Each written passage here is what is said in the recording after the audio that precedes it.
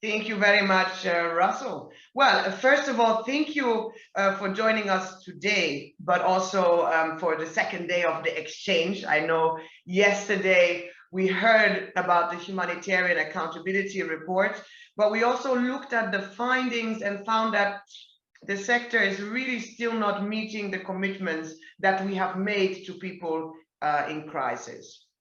But with evidence from almost 100 organizations applying and measuring against the CHS, we can at least start a pathway for an organization to focus on improving our ways of working and to strive to be more accountable to the people affected by crisis. Now, against that backdrop and learning, today we start with a really important session, a session on strengthening our accountability commitments to people in crisis. And the implications and opportunities for CHS, for the CHS revision process to strengthen those commitments. Now, for this, I would like to welcome Bona, Philip, and Aninia, the managers who are guiding us through this process. So I'll hand over, Bona, to you to take us away this morning. Thank you, Faye. Thank you. I'm very happy to be here. Hello, everyone. And I said, happy to be here with you all in this session that will contribute to strengthen our commitment to people and communities affected by crisis. Can we move to the slide 2, please? The next slide. Thank you. And I want to say that we heard yesterday at the launch of the Humanitarian Accountability Report that accountability is non-negotiable. And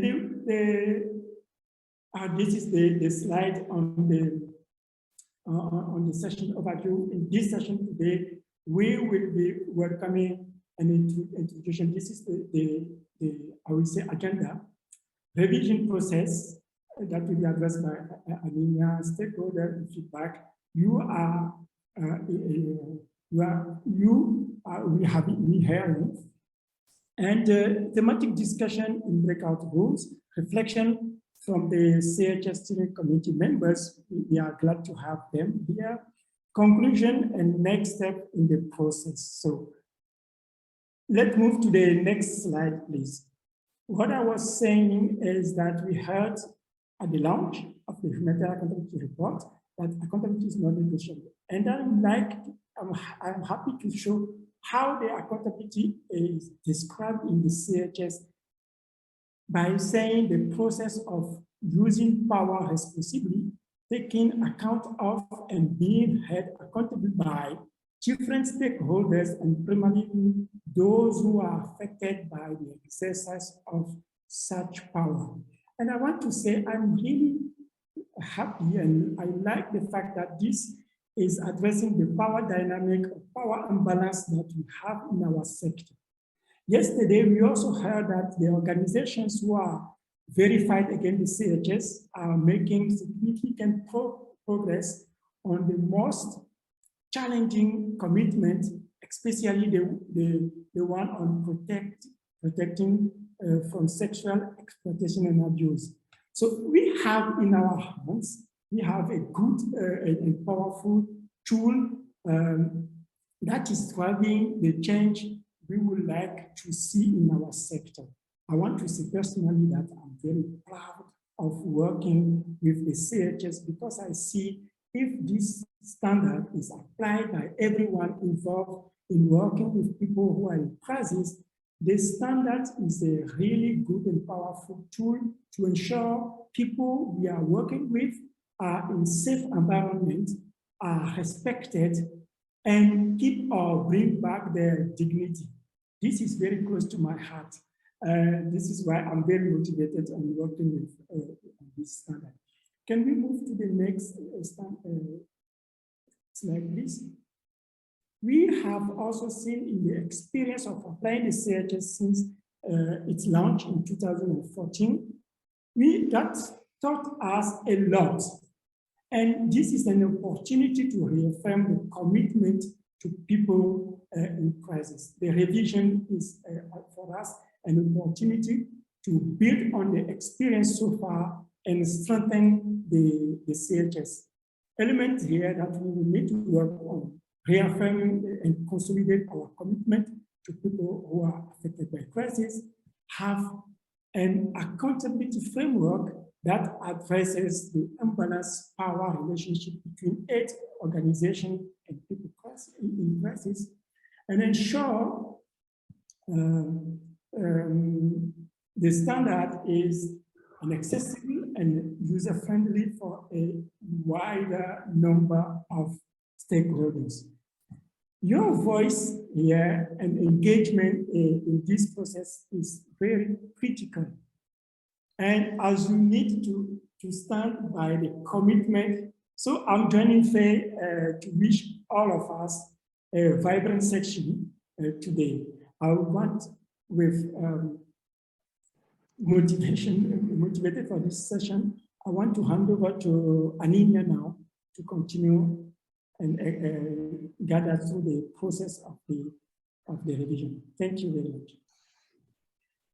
Thank you very much, Bona. Thank you all for having joined this session. My name is Aninia. I am one of 2 revision managers. You will meet Philip in a minute.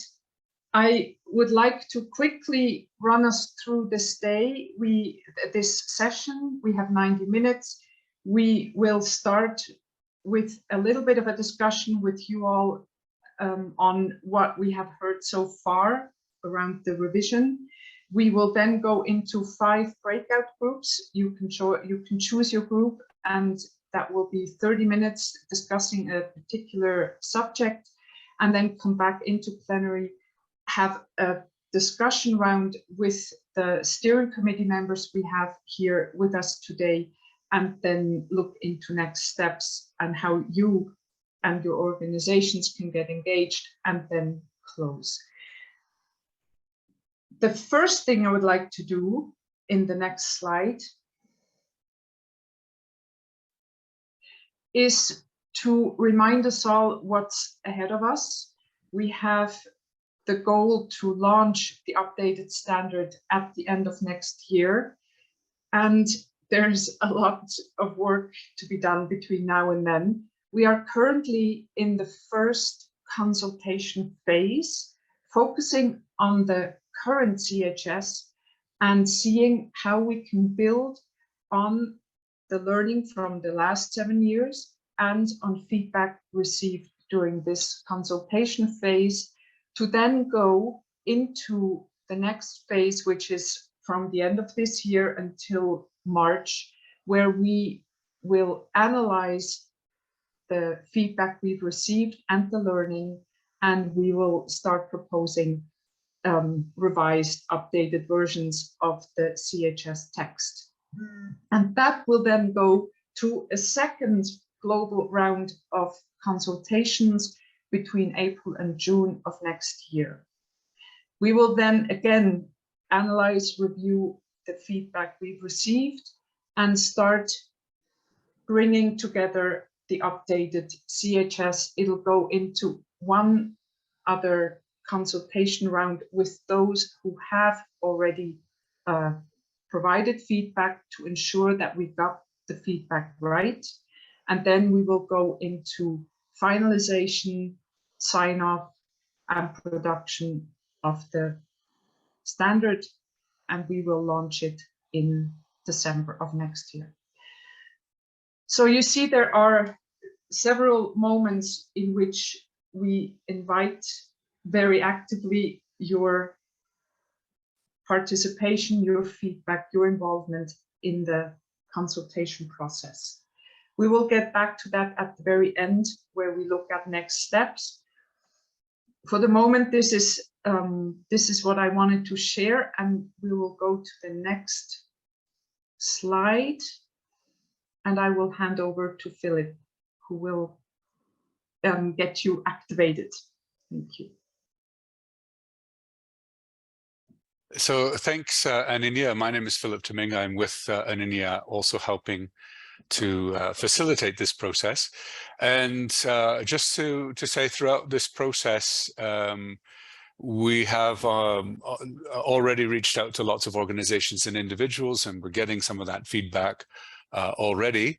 And this has really been helpful. But just a reminder as well that we also draw upon 7 years of experience of using the standard. And we saw yesterday from the Humanitarian Accountability Report, there's a lot of really strong and powerful evidence that the standard is making progress in terms of transforming and helping to address some of those power imbalances that we've talked about at the beginning.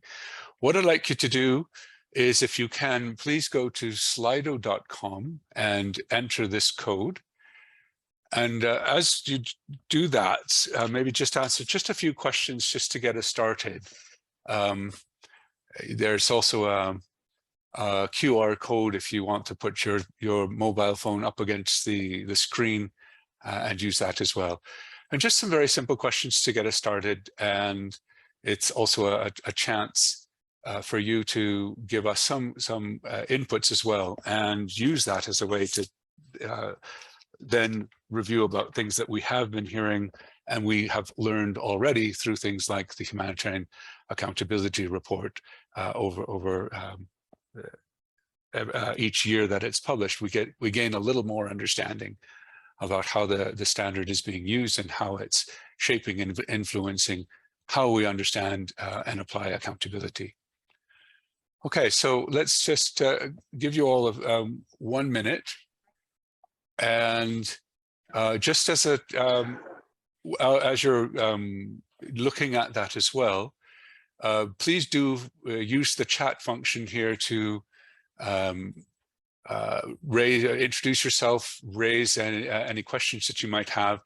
We may not be able to get all of your questions today, but we will certainly be saving the chat and addressing as many of them as we can in the course of today's session and throughout the remainder of this revision process. Okay, so let's take a look at where those results are coming from. What's the main purpose of the CHS? And we've given you an opportunity to choose 4. And it's interesting to see. Let's just give another minute or two to see where things stand on this. Already we can see that almost 100% of the 122 people on the call today have it fairly clear that it's really about accountability to affected people and improving program quality and results. And that's a good reminder to us all that this is and has always been an accountability standard based on what vulnerable and crisis-affected people have told us is what's important to them. And the revision process is a real opportunity to reaffirm that this is really about accountability, and it's about program quality and results. There's some other things in there too, though, and it's really, I think, an indication. We see organizational learning for quite a few of you is important. Protection and safeguarding, quality assurance, feedback and complaints, and I think those results show us or tell us a couple of things. But all, the standards, one of the strengths of the standards is that it does support all of these other types of processes. But we also have a challenge in that these are areas, as we can see in the Humanitarian Accountability Report, where we still have a lot of work to do. And we may need also to reinforce that the standard allows us to deal with many of these different issues in a coherent and integrated way. But first and foremost, and that's I think the whole point of the revision, is reaffirming that this is a standard around accountability commitments to people and how they can hold us to account for the way that we use our power and resources responsibly. Next question. So we also, through the process, are asking stakeholders to give some ideas about what are some of the issues and challenges that need to be considered in the revision process. And it's interesting to see some of the results coming out of this one. There's using data for reporting, diversity, localization, fewer indicators, overlap, language, working with partners, power dynamics. This is really helpful because it again helped us to identify some of the themes and topics where we're seeing some of the, based on the experiences of using and applying the CHS over the last 7 years or so. Here's some of the new issues and challenges that we maybe have a chance to revisit through the revision process and to clarify what that means in terms of the what an updated and strengthened standard might look like. So this is, again, a good indication that there's a lot of different themes and topics for us to be looking at. But again, the revision, the main point is that how does that help us or strengthen our accountability commitments to people? So it's interesting that we've got all these different inputs from all of you, but our focus is being how, when we talk about any of these issues, how does that help us strengthen our accountability commitments to people? How does that help them to hold us to account? So again, thanks for those, and continue to maybe add your thoughts on the main issues and challenges there. And it's going to help us as part of the revision facilitation and team to see what where some of these issues are and how we might best review and consider them in the revision process. Okay, next slide, please. Or the next Slido. All right, and we've also been hearing, and this is coming clear from again, the experience over the last 7 years, but also from some of the things we've been hearing from stakeholders and the feedback from them. We're asking, what are the things that would make it more accessible and user-friendly to a wider number of stakeholders? So we've got a lot of organizations, as Faye said at the beginning, who've made a huge commitment at applying the CHS, adapting and their ways of working to be more accountable to the people and communities that they're working with. And but we also know that there's a huge number of other stakeholders and organizations that maybe are not completely aware of this standard and or find it perhaps not as accessible for them to use and to apply. So but this is again another opportunity through the revision process to think about what we can do to make the CHS more accessible, and how and what we can do to make sure that we're reaching out to a wider number of organizations and stakeholders. And that, by that, I would also say it also includes vulnerable and crisis affected people and communities. How do we also make it more accessible and user-friendly to them? If we talk about the standard being an accountability framework to hold us to account, how do we also make sure that through the revision process, we can listen to and engage with vulnerable communities and people, and think about what they need to make use of this standard as a framework to hold us to account. So some great suggestions here as well. Simplify the structure, make it user more friendly for organizations who work in humanitarian development types of programs. Look at reducing or simplifying the number of indicators and actions. Look at other ways to adapt the communications around materials around it. All these are just fantastic suggestions and inputs that will again help guide and orient us through especially this first phase, so that we can begin to narrow down what that means in terms of defining the kinds of changes that we need to make this what is a good standard an even better standard, to strengthen that and to make sure it's well understood and used by a greater number of stakeholders. Okay, well, that was just a very quick exercise, but it's just a very, really helpful one, again, as I said, to see where all of you who have some interest in the CHS are providing some inputs and some suggestions to us. If I could just go to the next slide and say that this is, again, one of the reasons. Can I have the slide on the screen, please?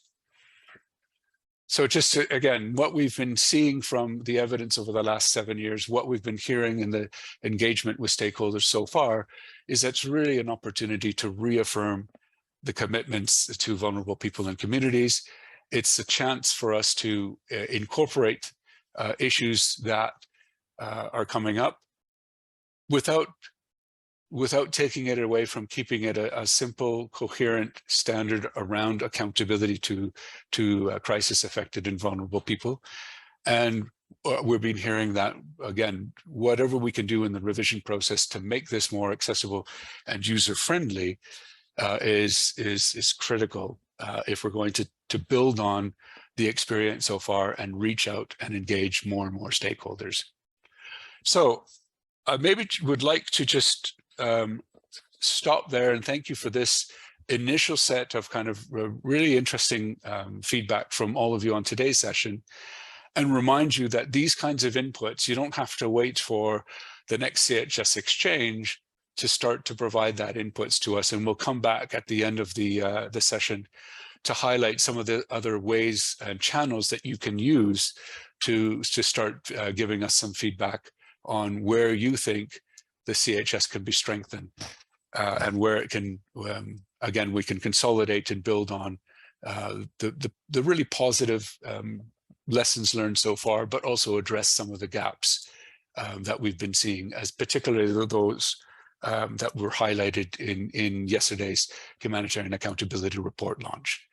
So I'm going to pass back to Aninia, and we'll look at how we can get some more inputs from you on some specific themes that are reflected in the CHS already, and ones what we can see through things like the Humanitarian Accountability Report and the feedback from organizations using it, where we still have some challenges. So Aninia, back to you. Thank you, Philip. On the next slide, which is coming up now, we are now about to go into 5 breakout groups. You will be able to join the group that you find most interesting. And here are the 5 themes. You will immediately see that they are quite broad, quite important to make the CHS more accessible and more user-friendly and more accountable. And they all have a little bit of a link with each other, and yet we have identified them as self-standing themes for this session. The first theme is diversity and inclusion. It's about ensuring that the people we work with are really recognized, and all affected groups and populations and individuals are part of the discussion and can participate in the response. In diversity and inclusion can also go further in terms of how we work together with other organizations and in the sector as a whole. Participation and engagement, again, how to make sure that the people we work with participate in a meaningful way and have a say in all decisions that affect them. Local capacities and leadership, how do we make sure that we build on local capacities, that we help and support local structures and leadership? Addressing the nexus, the CHS focuses on humanitarian response, but we are obviously confronted with challenges that are long-lasting, and we need to make sure that the CHS includes longer-term recovery and also development as needed, because that's the way we can actually respond to the challenges we're facing today. Partnerships and cooperation. How do we work with our partners? What kinds of partnerships do we want? And how do we involve them in a meaningful way around making this, around bringing the CHS to life, and also really making accountability stronger to people affected by crises. These are the 5 themes. We have 30 minutes in the breakout groups. Each group has a facilitator who will guide us through these 30 minutes. And you, as participants, have 3 ways to give feedback. There's a Jamboard to which you are invited to write your comments onto sticky notes. There's the chat, which will be saved at the end of the session. So we have your comments from the chat. And there's also a discussion, obviously.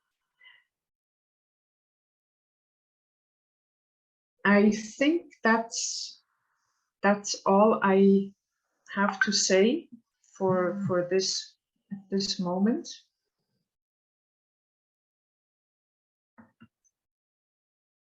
These are the 5 breakout rooms.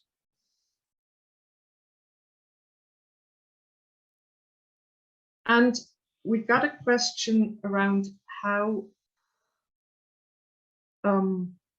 communities were involved in selecting these themes.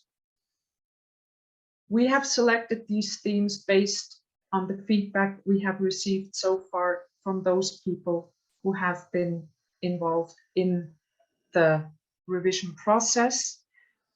Affected communities have been very involved in setting up what the commitments actually are, in defining the commitments that the CHS works with. And we are involving affected communities as much as possible. We need your help to actually reach out to them. And we'll get back to that.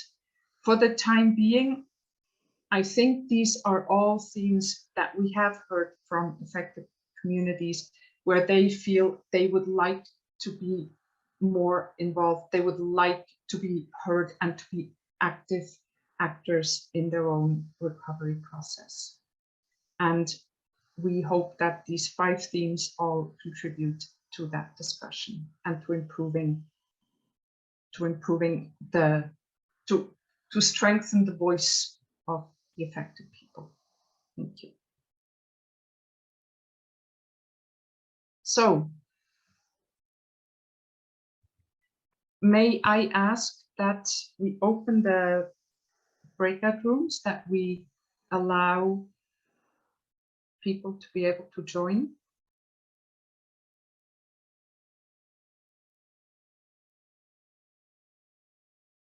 Yeah, thanks.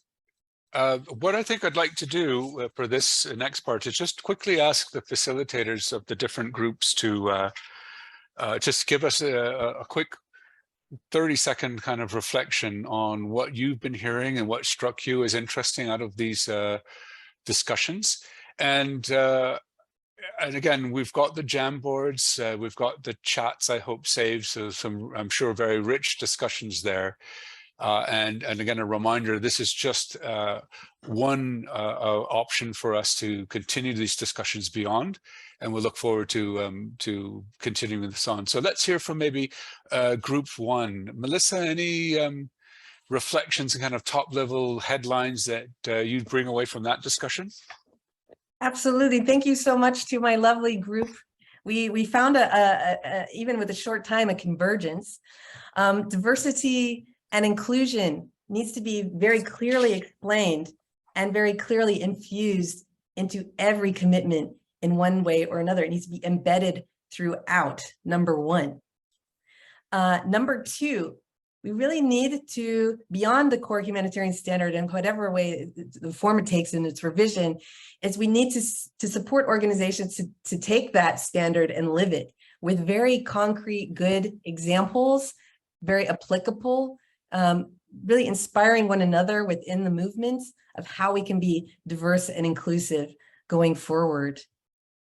And I think there was a lot to be said about leadership. It came very strongly in yesterday's CHS exchange, but also here, taking the standard and living it, walking the talk as leaders. How can we do that? How can we support leaders to do that? That will be another part of actual implementing the revised standard. Over to you. Thank you, Melissa. Great. And great to see that it's really complementing some of the work that's already been going on these issues. Kat, can we hear from you? What did your group have to say about participation and engagement? We had a really interesting conversation, really active and engaged group. So thank you everybody for your comments. What came out really strongly for us in our group is that we want to aim higher with participation. We want the CHS to drive us to the next level of participation. Matthew's guided us that it's about strengthening the CHS. And we really wanted to strengthen participation so that it wasn't just about people participating in our decisions, but how they can drive the process of humanitarian action and be in the decision-making seat themselves. We recognise that to do that, there's needs an enabling environment, and that the CHS doesn't necessarily capture that enabling environment for participation at the moment. And that what we also maybe needed to see was a converse response, an opposite responsibility in the CHS that holds organisations to account for how they respond to the participation of people and communities. Not just that the participation happens, but there's an accountability on the organisations to respond to that. And we had lots of other comments around information sharing, etc., that will be in our Jamboard. But yeah, main focus, driving up that level of participation to really being in the decision-making seat. Right, Thank and great, again, another great contribution to some of the other new discussions going on in the sector, but also a reminder that if this is about accountability to affected people, it's all, or vulnerable people, it's also about them having the enabling environment to choose how they want to engage and to participate. So great from hearing from that group. Group 3, who do we have for group 3? Bona, go ahead, please. Yes, thank you. And then I have to say that the group has been active as well. Thank you for all everyone who participated in it. Few elements that are there we are highlighting to be strengthened in the CHS. One is partnership should be referred to clearly in the standard, and also how this is being used in the verification process. It should be there. Another element is that when we are talking about partners, local capacities and leadership, who are we talking about? This needs to be clearly defined, knowing that it should be included in that group, the community-based organization, grassroots organizations, and to be referred to.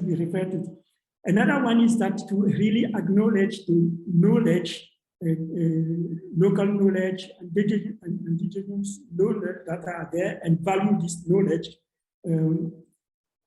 We said also that this idea is to say everything that will be defined as program need to be validated and endorsed by local and local actors, local leaders, before it's being validated and funded by donors. So we also mentioned that it should be, that is something I heard from the book one, is good practices should be put somewhere in guidance somewhere so people see what they can refer to when they are doing that. The last point that is very important is the language. What is the language? Are we talking to people, giving them the opportunity to participate? If we are not speaking their language, that will make it hard to do, and so we have only few people who will be engaged. So language is another thing that we address. Thank you, and thank the groups again. Yeah, thank you, Wona. And again, I just, if this is about being accountable to people and communities, it's also considering them as maybe the principal partners, not just afterthoughts or beneficiaries for us. Okay, great. Aninia, could you walk us through what you've talked about in your group? Yes, thank you, Philip. So we talked about partnerships and cooperation, and what came out quite strongly is that partnerships are an overarching and, as has been said before, enabling element of the CHS, and the focus was on two-way communication in the partnerships as well, to make sure that partnerships are equal, and these equal relationships have to be focused on, and then how the partnerships are developed, that then needs to be kept quite flexibly to make sure that different contexts can be respected. So again, a very strong focus on more equal partnerships and at the same time flexibility. Thank you. Great, thank you. And I'm seeing again some more participant or more reflections in the chat, and I remind you again that you please make use of the chat to share your thoughts on any of these topics as we go through today's session. I'll talk also just on behalf of the group that looked at the humanitarian development nexus, and just a really clear, I think, sense that it is a standard that can be applied to not just emergency and humanitarian program, but other types of programs in development types of programs.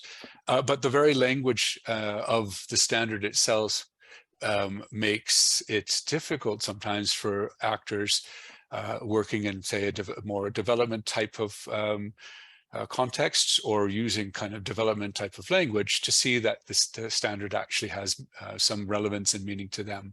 So some discussions around that as well, and maybe some suggestions is that thinking about how do we can take a look at simplifying the language and making it more open and accessible for organizations who might not use the same technical jargon that we're using, and at the same time thinking about moving beyond the actual strengthening and updating of the standard, think about how do we do outreach and potentially new guidance to other organizations and stakeholders who might want to use the standard.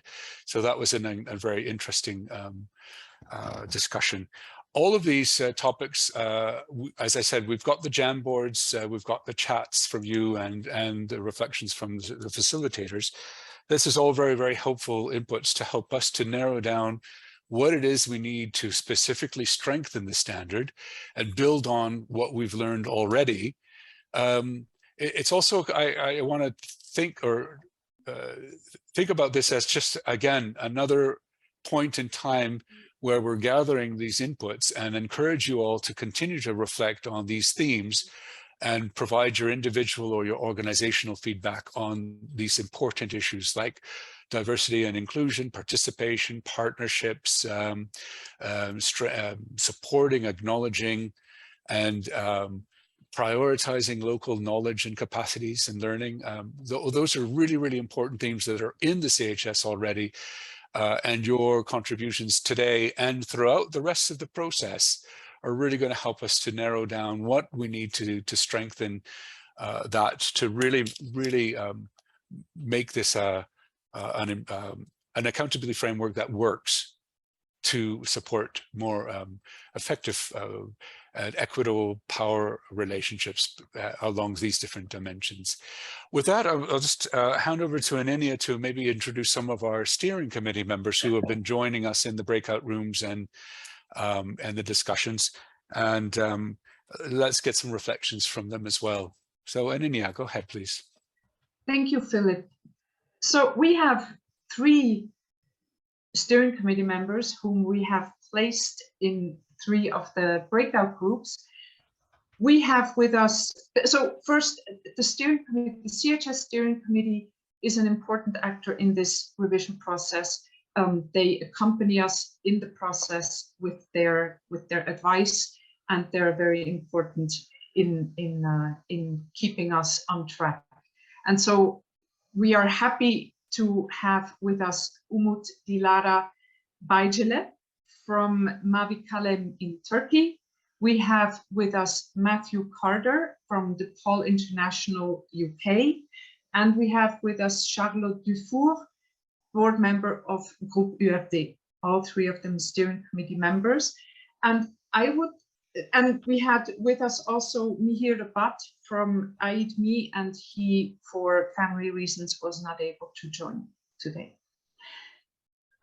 I would like to pass the word to Dilara, and I would love to hear what your reflections are from what you've heard in your breakout group, and what that means to your mind for the CHS revision and for strengthening accountability to affected people. Over to you, Dilara. Thank you. Thank you so much, Aninia, and thank you so much, dear colleagues, to be here and making us the part of this event. My breakout room was localization, actually. I was with Bona. Before that, what I believe is my experiences in steering committee, that committee and our work has given me a chance to see that those issues which we have given the feedback from our consultations are not mutually exclusive. They're all supporting and feeding each other, actually.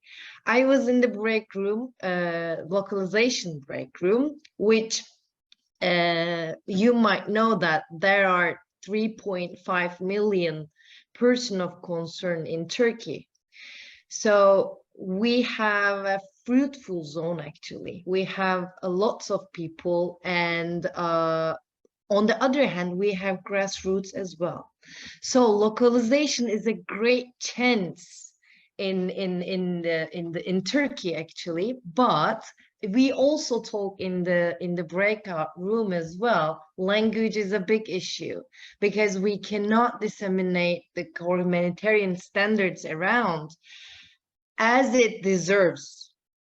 And we talked about the best practices. Yes, we are talking about lots of concepts. We use jargons, as Philip mentioned, but as far as we don't put them, unless we put them on the stage, on the field, it means nothing. So thanks to steering committee and our discussions there, the commitments will be more powerful, and we will see that those commitments will be on the field. But localization is a big issue, and not a single point. And it has relation, it has a communication with partnership, it has communication with the participation and engagement, and also development nexus. So we need to think about all together in a one plastic bag. I think that's all so far. Thank you so much for giving me the floor and for this chance, and enjoy. Thank you, Dilara. Thanks for focusing again on the interconnectedness of all these themes. It's really important to state that and to get that right in the end. Where do we state the themes that we need to strengthen in the CHS? And that is a work that's ongoing. May I hand over to Matthew, please? And can you tell us a bit what your reflections are coming out of your breakout room? Yes, thanks, Aninia. Catherine sort of briefly mentioned one of my opening points. I think, and being part of the steering committee, we've picked up on this, that it's called a revision process, but actually a lot of people are using the word strengthening, which I think is really, really valuable. Because the problem with the word revision, it's like alteration, and you can revise up and down. You can actually weaken something that's already strong through revising. And I think that's a really important point. And, you know, I use the example in our group around international law. You don't revise international law, you would strengthen it if it was found to be wanting or needing strengthening. So just an overall comment. I think it was a really rich discussion, and for me and for the group as well, their feedback was how participation sits right at the centre of what we do. And that was the origins from which CHS was born, which is about how do we better participate. And the old words we used around power and voice are really important factors about shifting of power, which I think is critical, particularly in the whole localization agenda about how do we really give voice.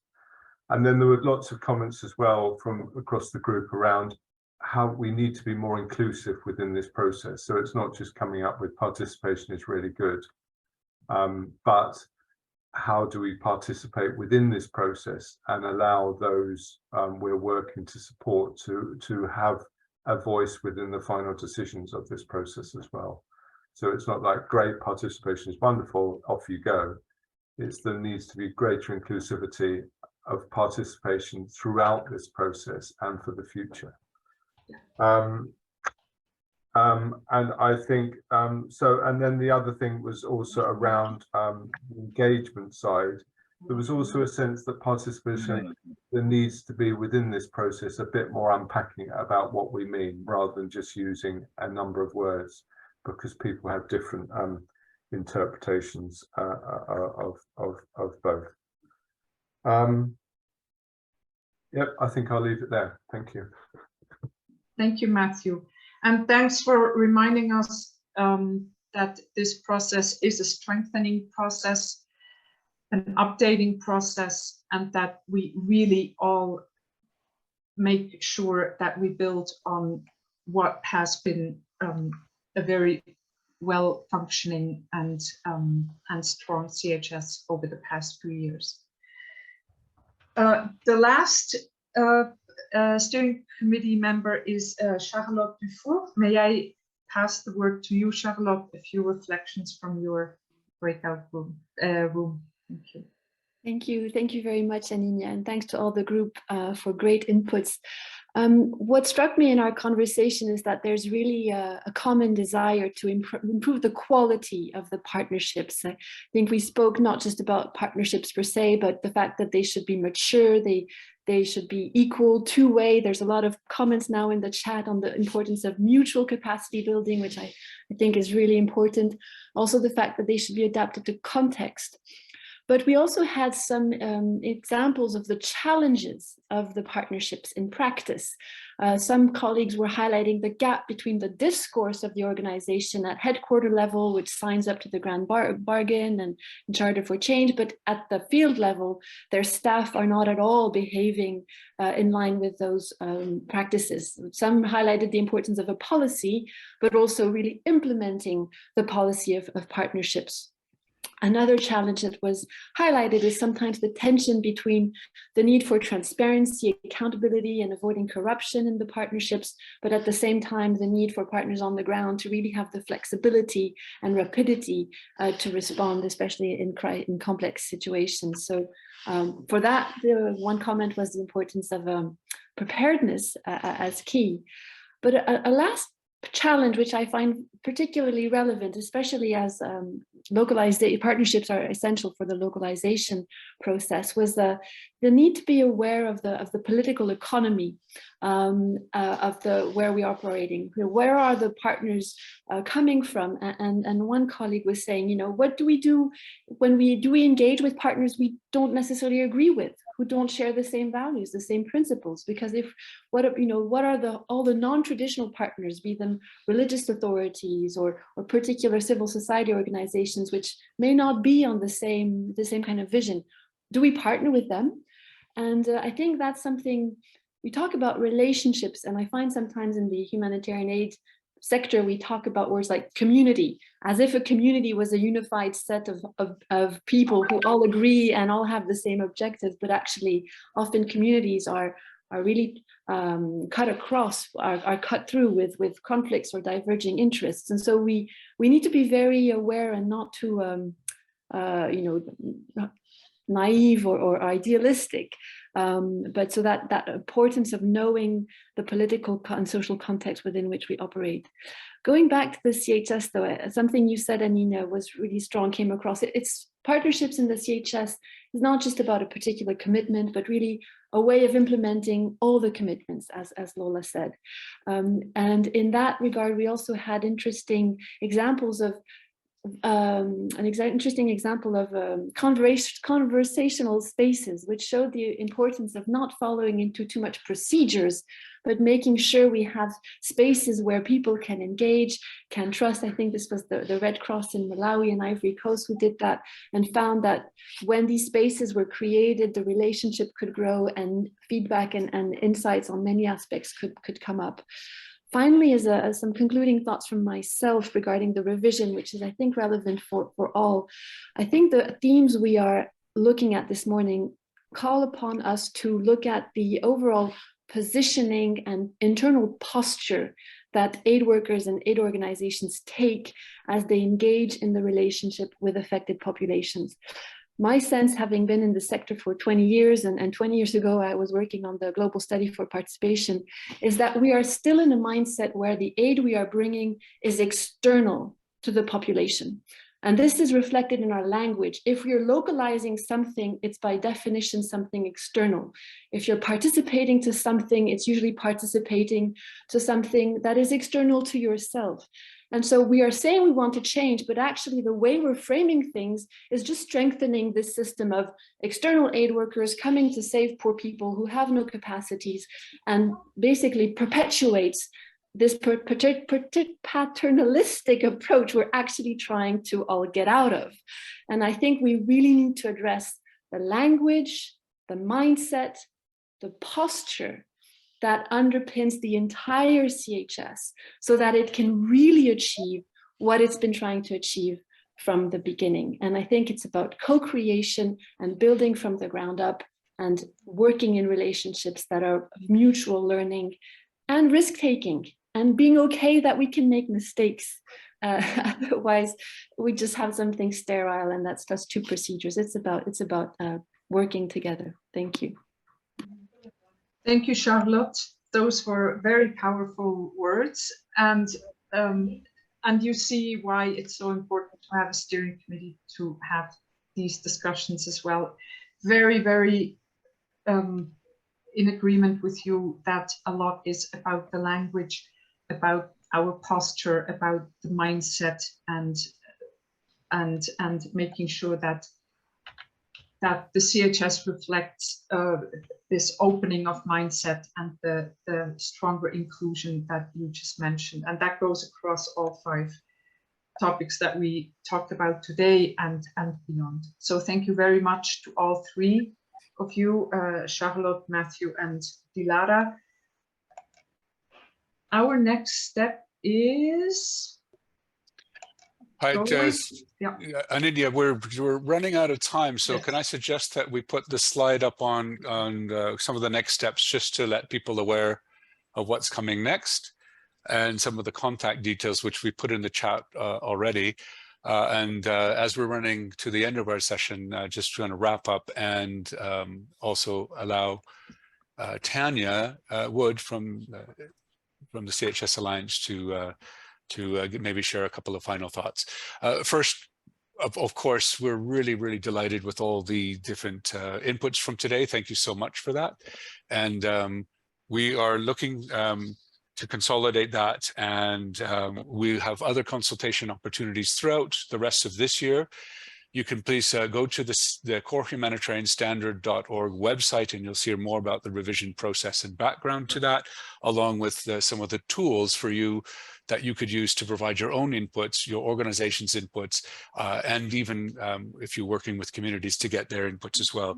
Really important that we get and listen to what vulnerable communities have to say about a standard that's essentially there to help them, going back to that point that I think everyone's been raising. It needs to be a standard that reflects their needs, their expectations, and their priorities. And we have a chance to do that, to strengthen those elements in the process. We, again, as we said, we'll be looking at all this and consolidating it so that we have some proposed drafts to how to strengthen the standard in early 2023, and then looking into 2023, more country level consultations and regional workshops to help discuss and refine these drafts. So keep in touch with that on the website, and we'll keep you updated on those activities, because there's a lot of opportunities for you to engage. And then just the next slide before I pass off to this, just a reminder, you can reach Aninia and I directly if you have any additional thoughts or suggestions. You can also write to the CHS Revision generic email that we have. And you can also look at the website that I just mentioned. So just a quick reminder there. This is the one of just many ongoing conversations, and it's great for all of your participation today. Very, very helpful. But again, let's not have the conversations stop here. We could encourage you to continue to engage, and we'd really like to encourage you to start reaching out to your different stakeholders, particularly if you're working at the community level, and ask again, what does accountability look like? How do we describe the essential elements of what accountability looks like? And how do we reflect that and strengthen the current CHS so that that reflects what people are actually telling us, what they want and expect from us. Great, so let's maybe pass on to Tanya for final thoughts and reflections. Thanks so much, Philip, and well, thank you everyone, because I think this has been a really incredibly rich discussion, as it needs to be, because this is a really important process. The process that we're going to go through to update this standard, it has to be rich, because we're trying to do something that's really complex. We are trying to change power dynamics with this standard. We're trying to really shift the power, so it's with the people that we work for who need that assistance from us. And hopefully you were with us yesterday when we were unpicking what's in the humanitarian accountability report, as well as collective accountability.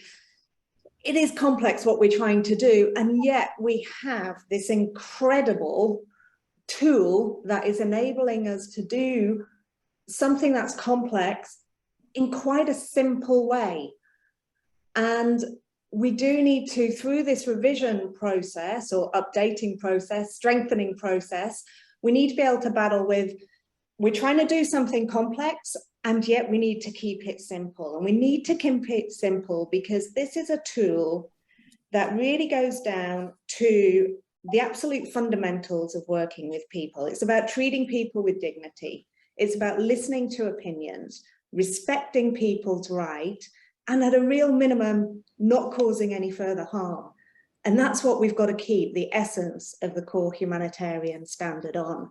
We need to, as many of you have said today, we have to keep those commitments as understandable as possible and get the language right, and not just language in terms of translations, but going to Charlotte's point, language that really resonates with people.